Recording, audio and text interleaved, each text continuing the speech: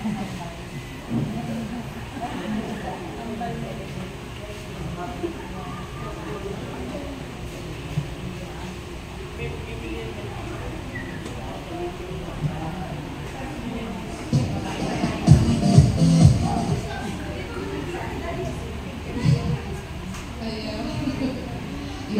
salamat po. Basta Kuya Joy, naalala ka namin sa araw na ito.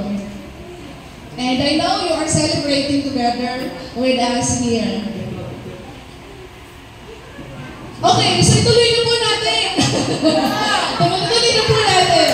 So Papa, ito po pinaganda po namin na programa ay para sa inyo, para sa inyo po ito lahat.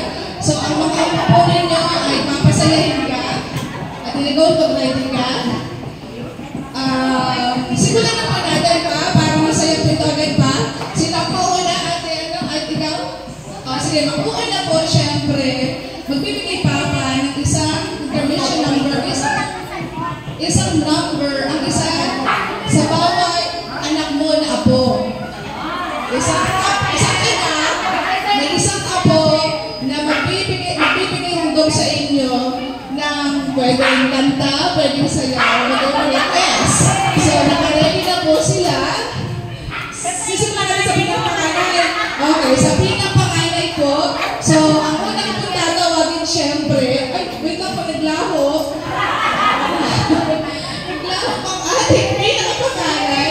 Ate Nicole, whatever it is, it's a message or a dance or a scene. Tatanggapin po namin yan para kay Papa. Palakpakan po!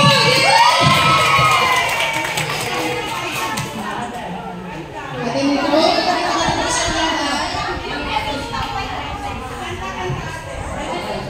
sige po. So, good afternoon po sa lahat. Pero sige, message na lang. First of all, happy birthday ka sa'yo, Papa. 80 years.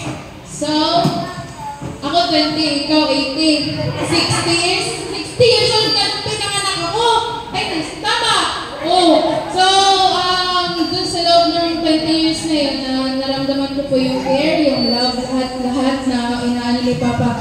From the little things na yung kahit sabihin ng iba hatid sundo lang, pero sa amin, nag-matter yan kasi bilang yung mga parents po namin, araw-araw na sa trabaho.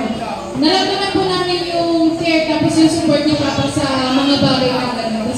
Kahit sa pagsimpleng tupi ng uniform, kapag may nasiraan kaming zipper sa shorts or walang garter na yung mga shorts namin, kay Papa lang po ang pagka, meron na kaming mga bag, parang mga bagong shorts ulit. So, happy birthday Papa, sana yung 80 plus 20 pa.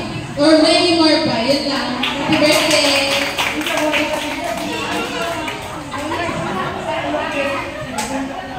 Thank you, Ate Nicole. Papa, naniniwala ka ba, Papa, na mas mahal daw ng lolo yung mga apo nila? Yeah.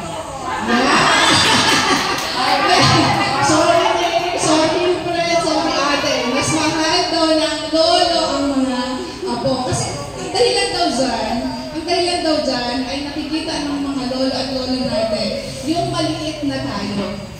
Bumabalik daw yung panahon na yon, kaya bumabalik yung pagmamahal na meron sila noon sa mga inosenteng tayo. So yun ba po yung dahilan doon? Kaya Papa, totoo pala talaga. Tama talaga. Tinamatan natin kung mahal ka, mas mahal siya. Sorry sa ate. Okay, so